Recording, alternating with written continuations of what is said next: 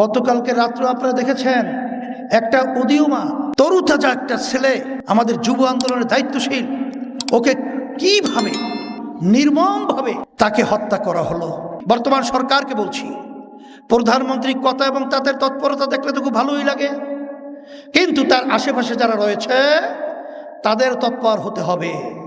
নারে গণ অভ্যুত্থান 2024 হাজার হাজার তাজা তাজা প্রাণগুলো রাস্তায় যে ছড়িয়েছিল সেটা সম্পূর্ণ ব্যর্থ হবে, আর ব্যর্থ হতে আমরা যেতে পারি না।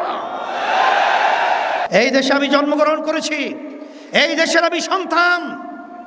আমি বারবার বলছি, আজকেও বলছি, যতক্ষণ পর্যন্ত দুর্নীতিবাজ এবং যারা নাকি স্বার্থান্বেষী মহল এদেরকে ক্ষমতার মসনদ থেকে সরানো না যাবে ততক্ষণ পর্যন্ত বক্তব্য রাখবো, জীবন দেব, রক্ত দেব, দেশের পরিবর্তন আসবে না।